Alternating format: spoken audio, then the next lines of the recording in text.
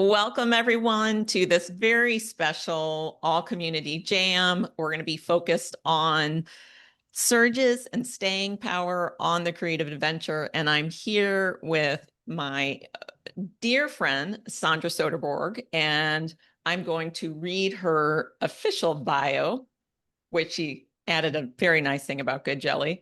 So, Sondra Soderborg is the author of the award-winning middle grade novel Sky Ropes. Christine is going to drop that in the chat. After many different careers, including practicing law and teaching in a high school and women's prison, she broke through in the publishing world at age 60. She currently has several books underway, two very close to completion, and manages the many jobs authors have with Goodjelly tools. Thank you, Sondra, and welcome. Thanks. So, to get started, we are definitely going to talk about Sondra's experience, as you saw in the invitation, of surges and staying power and what was going on with her. But first, since Sondra and I go way back, we have the same writing mentor. We've known each other for years.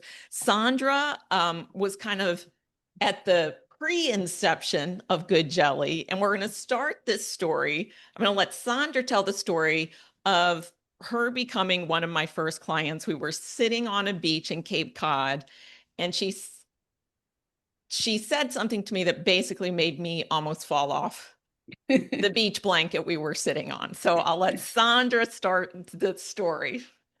It's very hard to fall off a beach blanket too, which, tells you It's a something. talent. Um, we we have known each other a long time, and I had gone to Cape Cod. This was in 2022, because the book that has just been really challenging me for the last many years, and you know, over a period of 15 years at least.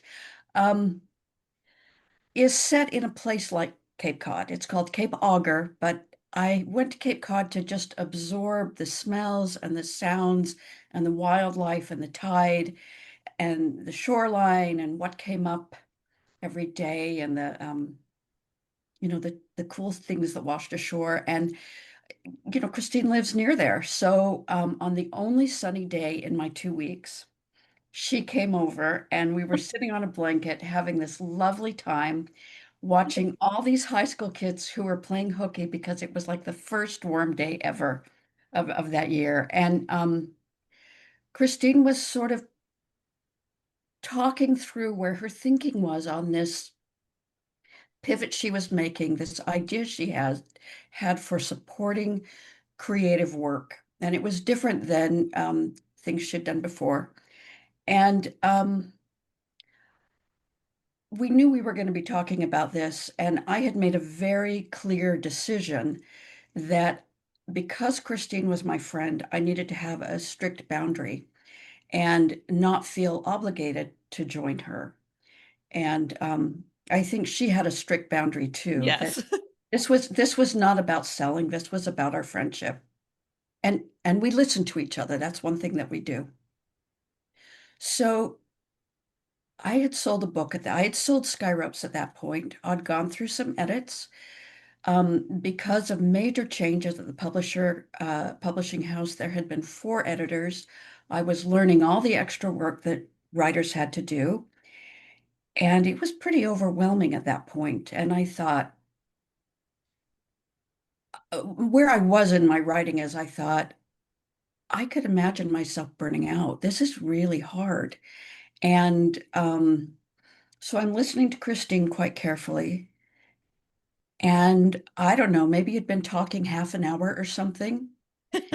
I just sat up on the blanket and I said, "Oh, this is what I need. I'm going to join." And I surprised myself as much as Christine, but I could hear in what she was saying something that spoke to me about the burnout I was feeling and that was offering me ways to walk it back and learn something different. And for me, there were many things going on in that I did have a very strict boundary, and I had been blogging as Goodjelly for a year. Some of the that know the longer history, but at this moment, I was coming close. I had kind of figured out what the first class was going to be like, how I was actually going to show artists and writers and creative people, entrepreneurs, what I was trying to say about like, you don't have to suffer to be productive. You don't have to suffer to make progress. And so, and I was kind of shocked because it was my boundary that I was just like, Sondra was my friend. So I was sharing this, what I was going to do. But also, it was very like a moment for me where I was like, wow, Sondra has what people want. She has the agent, she has the publishing deal. She's on the trajectory that all of us who are not quite there yet with our creative work are thinking, she's made it. Everything's going to go swimmingly. And here someone is saying to me, yeah, but now it's more. And Yeah. there was a moment, Sondra, where you said to me, and I was a little shocked. I don't know if it was after we started doing this work together that you said you were thinking maybe you would stop, that you weren't sure you were going to be able to do this. Yeah. Yeah. So this is the first moment, since our topic is staying power, surges and staying power. This is a little bit of staying power, and it sometimes surprises people that like someone like Sondra, who has the things that we all want, is still like, I can't keep working this way. And this is what this is about a little bit. Yeah. So you came into Goodjelly, and what I mean, I don't, let's go to like what you said, that you heard something that could help you, and then what did you learn? Like how did you think you were going to get through that, all that extra work? What was your plan of action? And then what changed with Goodjelly that made the staying power easier? I think that my pattern through my life is to just have this engine of I've got to do this and I've got to do this and I've got to do this. And, and it never turns off. And I can get really overwhelmed and I can surge and I think, oh, there it is. I got to just keep going and wipe out my health and just sort of this engine of anxiety about all there is to do that I didn't know how to turn off. And then what changed when you came into Goodjelly? Well, the first thing was so simple. You taught us how to romp, which is, would you describe that? Yeah, so romping is just one of the, like a weekly planning process. It has a fun Yes. name, but it's Yeah. one of the tools that we use. It's part of our kind of, there's three pillars of Goodjelly: design, structure, romping is part of that, and we'll get into the other two as they come up. But the first thing I do help people do is like just get some easy wins, and you can do that with this process. It's fairly simple, called romping. So But romping was grounded in this idea of your creative work has to fit in with the rest of your life. When you sit down to make a plan for however, for a week or 2 days or whatever you're doing, you can't do it in a vacuum. You have to do it with realism. And that was hard to learn. But also, there was this idea that if you define the task small enough, you can claim that things are done when they're not, when the whole project isn't done. You've identified a piece that is done. And that took this whir out of my head and put it on my wall where it wasn't bugging me. And then it really spoke to me to celebrate at the end of the week, to make a playlist and have a little dance party. yes. It's been really joyful. Yeah, so before Goodjelly, the staying power was grit, grind, push. Mhm. And then something, what we did at Goodjelly is, hey, here's just some easy structure that will Mhm. work. But what Sondra was talking, that's part of what I call reclaiming your creative authority. And that's the second pillar where you're saying, hey, I don't want to work for my plan. I want my plan to work for me.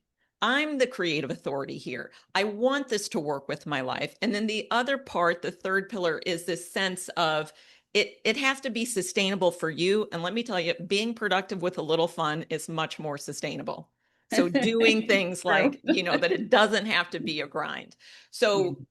So wonderful. You learn these things, and then will you talk about something else you observed in that? Because if that's really easy to learn and you're still working with us, what is bringing you back? And what was your experience with that first group, your first cohort of Goodjelly folks?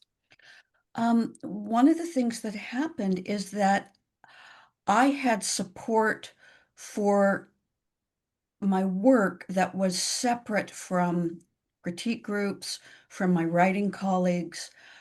I had people giving me encouragement in how to, in healthy working habits, who worked very differently than I did, and whose brains were very different than mine. But that was useful because it was reinforcing this principle of being in charge of our own creative work, Yeah. because none of us were doing it the same way, and we were never sharing work. We Yeah. The actual work product, we were sharing how we were doing it, and that meant that I could just show up with, this is where I'm at, this is what's working, this isn't. No preparation except for my uh, what I was already doing. Yeah, so what's interesting, and one of the things with staying power that I'm hoping you all take away from this is I actually prefer to have people come in a group experience, because if you think of the ways you've tried to be productive in the past, maybe you bought a planner or you subscribed to this method, and then you had this feeling that if you didn't do that method exactly how they laid it out, and it and you kind of you were like tapping out, because it was just like, this isn't working with my brain, isn't working with my life. And then you have this sense of, not only did your creative work not move forward, you failed at this process. To me, for Yes. me, that is one of the weaknesses of traditional productivity approaches. So what we do here, and what helps with the staying power, is you get this, like a tool like romping, but then in the context of the community where you're getting this different kind of support than you maybe get in an entrepreneurial group or a writer's critique group or an artist critique group, you're really focused on that, the way you're moving the work forward, which is different than the craft of your work. There's the craft of how to make progress, and there's the craft of your creative work. And Yeah. Goodjelly focuses on this thing down here, and we say, I mean, think of all why your own unique creative process, and Sandra's going to talk a little bit about her book as we go through this, all the variations and the utter delightful uniqueness of your own creative work, but this idea that you have to get it done in some cookie cutter way, Yeah. and that decreases staying power. So there was this community, you didn't have the pressure of critiquing, and so you kept coming back to get this different kind of support. Now let's fast forward to Okay. what we promised in the invitation, where this book that actually is the book that Sondra came out to Cape Cod. And where was that book in the beginning of 2025, and what was going on? So, arc of staying power with this project. Yeah. I do want to say that my work history is littered with the carcasses of all kinds of plans, all kinds of systems. Absolutely. Um, So 2025, I began 2025 feeling really unwell, and had a cascade of medical challenges that we couldn't really figure out, but that were really interfering with my mental clarity and my energy and things that I love to do, like school visits, were so difficult. And I'm trying to get this book in. I've been I worked on this book for a long time.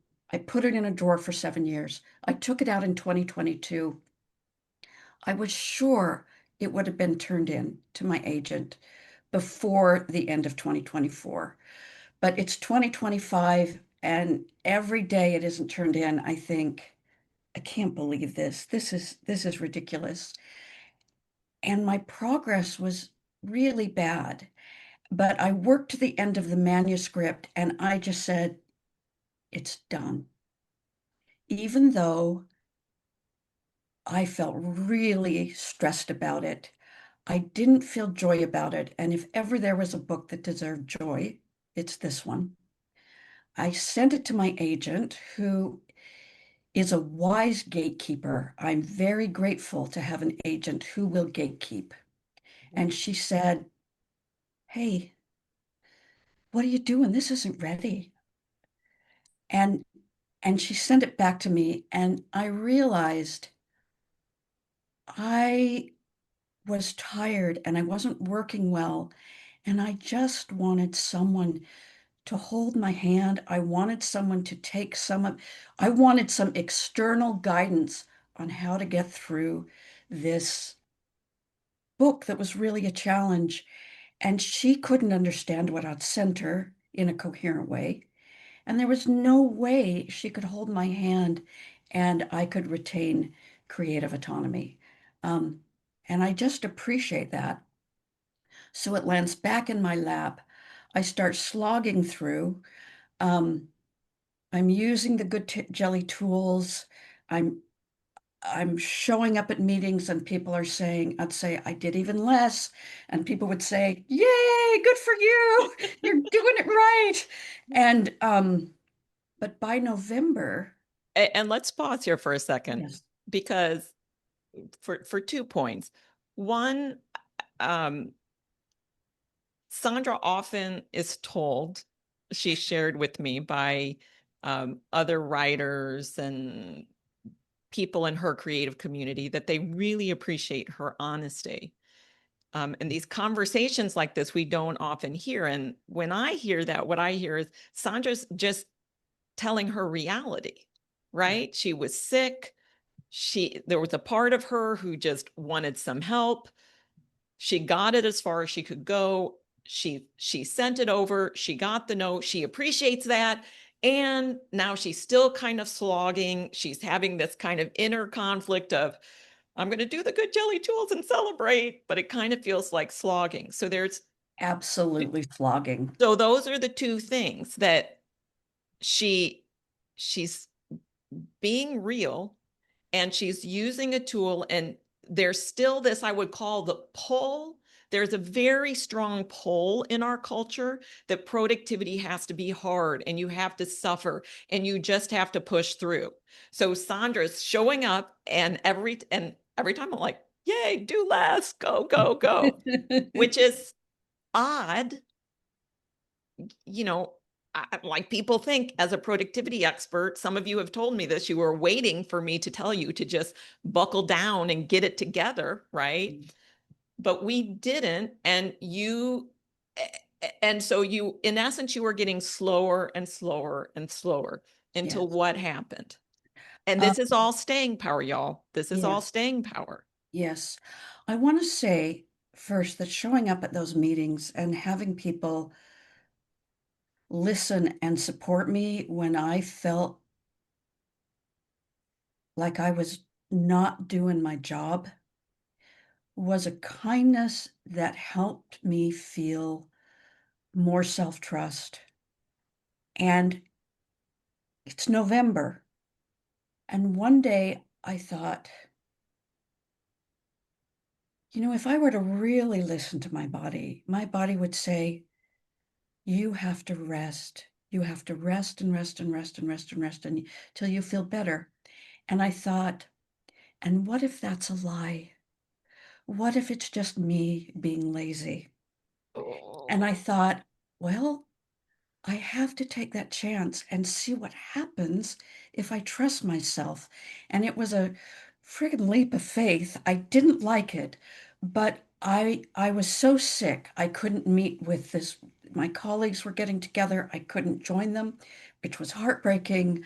Um, and I couldn't work. And using the Goodjelly tools, I said, which I had been using, that I'd been using my romp to push myself a little. So she was using the the first pillar, the design structure. She was using the tools, which I say when people work with me, I teach people that first because it's the easiest win. And I said, I've just given you the tools to drive yourself to burnout faster Yeah. because you really do start making more progress. And that is balanced in our approach by the power and the connection to yourself, what Sondra was talking about, listening, you know, dealing with reality, but listening also on the inside to what works for you. And so that touching in, Sondra, to yourself, to where you say, I give, I'm tapping out, and then you came to your next Goodjelly meeting. What happened? Everyone said, "Yay! That sounds so smart." And I wasn't romping, and it's But what we always said, Sondra, is you're still jamming. That there's, romping is just this very specific tool that, that's right. people learn. But the idea of jamming is that all those three things are happening. And, you know, it's rare that in theory, I could have said maybe a few months before, hey, Sondra, do you want to stop? But the way I work, I think the productivity culture already takes away too much creative authority from people. And I don't know all that's going on with Sondra. Yeah, So I have to model to Sondra, I trust you. yeah, I trust you're going to make the right calls. And then I keep moving with her awareness. And, we were talking about this, Sondra, before, and you said that you were coming into this awareness too, even though you were getting all that data. So kind of talk to that, like your own permission to get that yeah, data. yeah.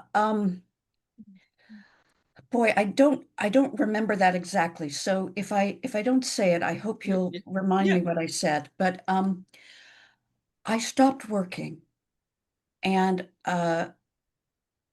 I began to rest. I focused on my family responsibilities, which are always going to be primary for me, and my health.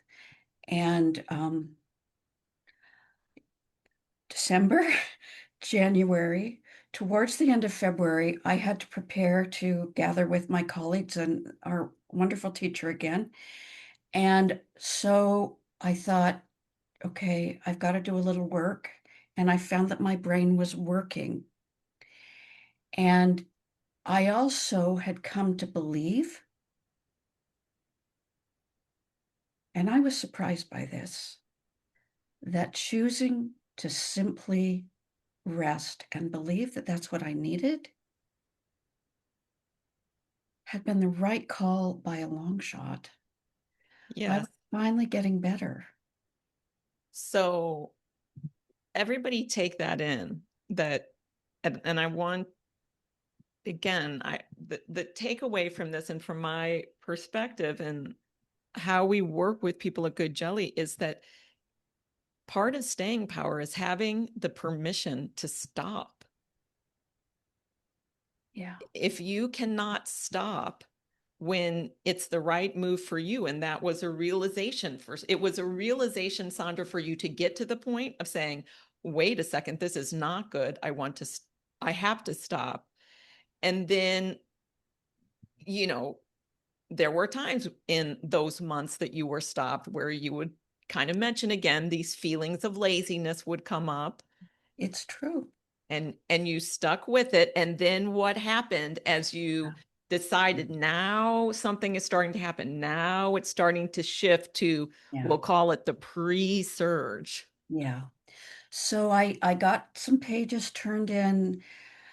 I think that I wrote them fresh. I can't even remember, but I did a little bit of work and my brain was working. My brain was actually really quite sharp, and it hadn't been sharp for a long, for maybe 15 months or something. And then I went to this gathering, and our teacher works us really hard, and she makes us do these prompts. And I said, I'm going to do prompts. I don't know if I'll do anything else. Um, but my brain could do those prompts in a way that I was like, oh, good things have happened here. I am connected to three different books. I'm writing prompts for three different books that exist. They're usable. I like them. I can revise. I can do a little bit of work. You know, And, it wasn't, I rested a lot there. so there's two things going on. She's having a craft experience, and Yeah. the way she's engaging around how she's getting that craft work done is allowing her to have a richer craft experience. Yeah. Again, those are two different things. She didn't just mush them all together and say, hey, I'm here at this workshop. She did not give up her authority over herself. She didn't lose the reality, but you were in my interpretation, Sondra, you were tuning into the shorter burst of work that then led to something else when you got back. Yes. So I got home and I thought, okay, I can work. And those prompts, the prompt styles seem to work.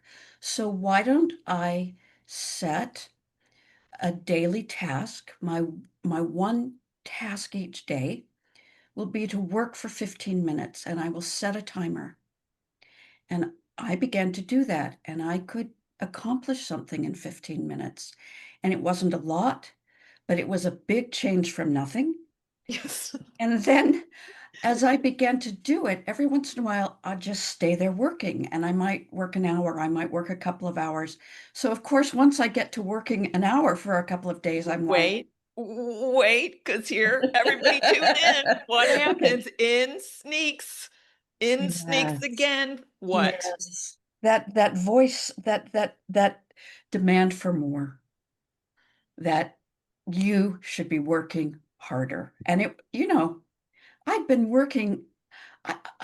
I was working on a turkey farm when I was 8 years old. I mean, I've been working my whole life. And I didn't work very hard. I did a little work and I got a little bit of money. But yeah, go ahead. You beat me. I started working at 10, Sandra. So you beat me. I worked in the dance studio. You worked on the turkey farm. So you win. Oh, okay. Well, So shoot. yeah, but let's deconstruct this, because this is some of what we do at Goodjelly. Yeah, Deconstruct what happened yeah, so you have more authority when you get to the next block or to the next yes, situation. So yes, staying power with this book over a long time. Then life threw her a massive curveball with getting sick. She paused. Then she's given herself the time to recalibrate her health.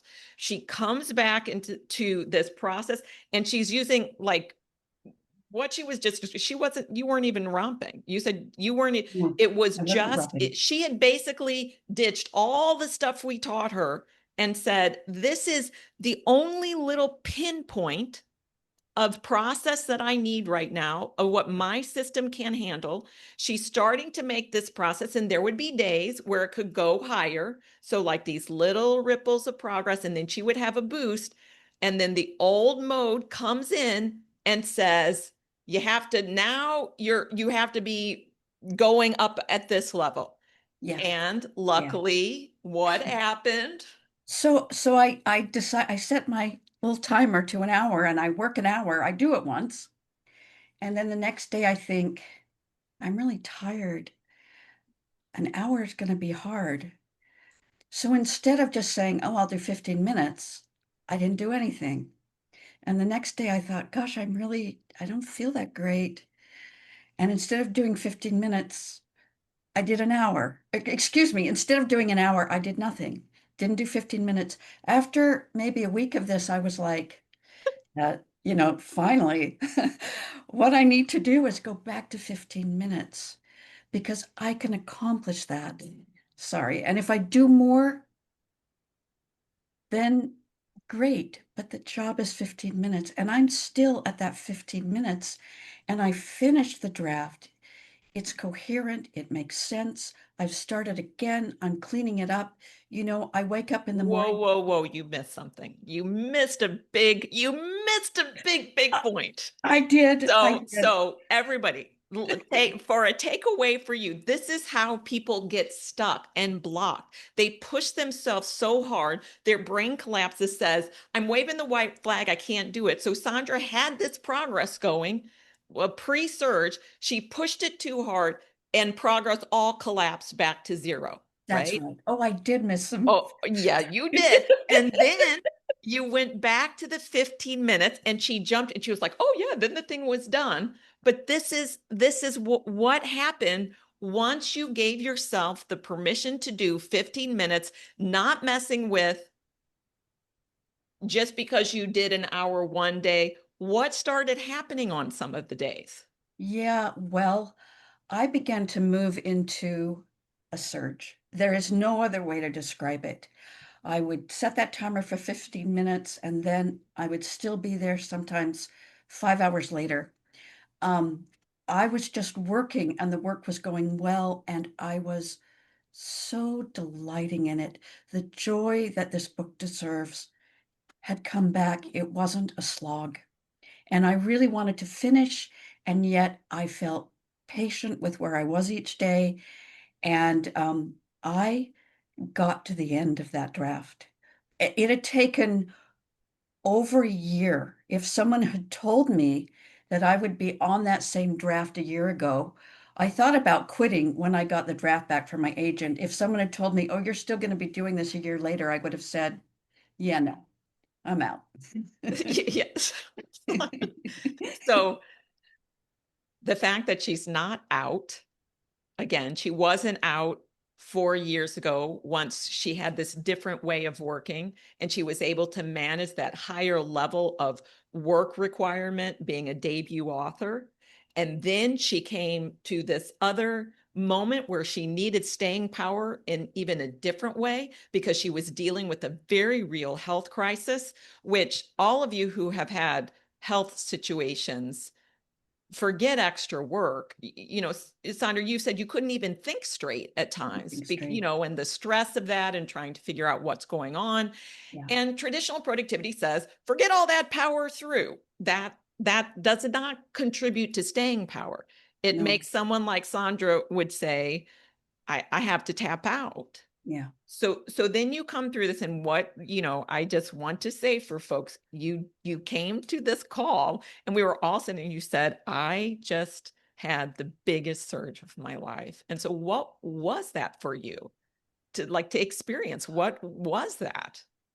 It was so thrilling, but the main thing about it is it was so joyful.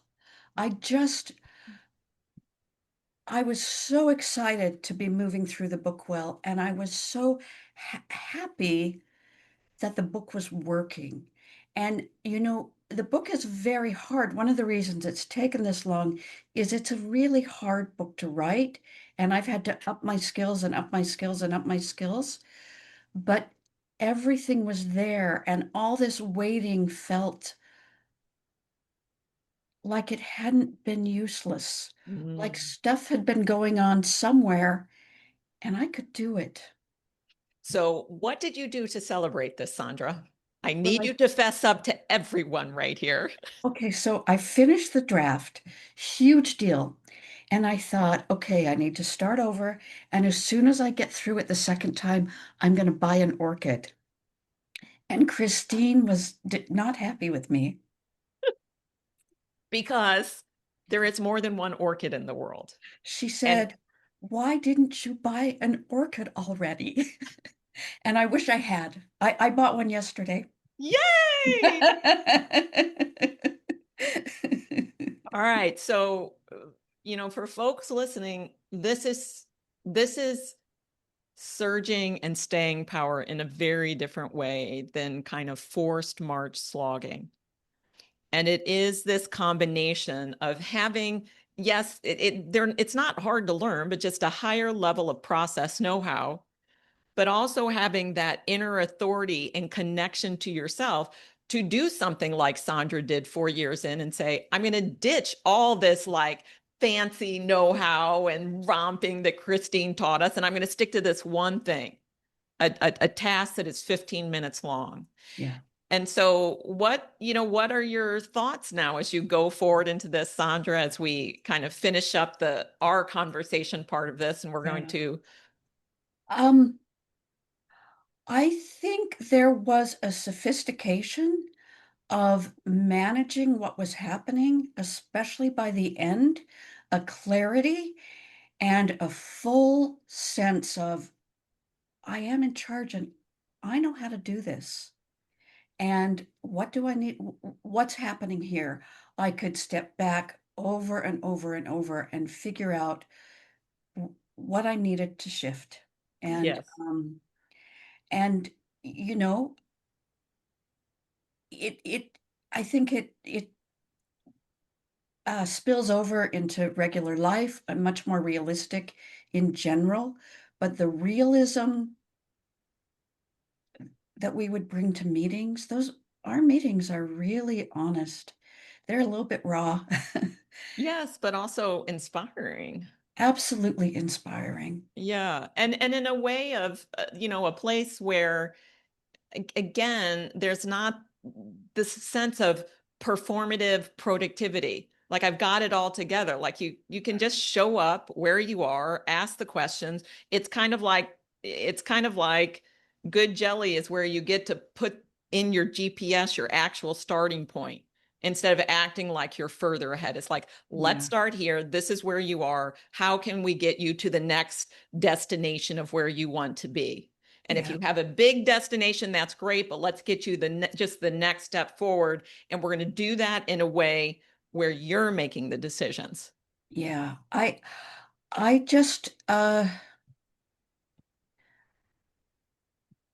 it's so meaningful to have a way out of those places that feel like there's nowhere to go. Yeah. Those stuck places. And they're real. And I did go from 2022 to 2025 without one, Without. without a stuck place. And that involved launching a Mm, book, learning to do publicity, learning to do events, and my daughter's wedding. yeah. Just a few things. It Just was a few things. it it it it really did help with that wedding.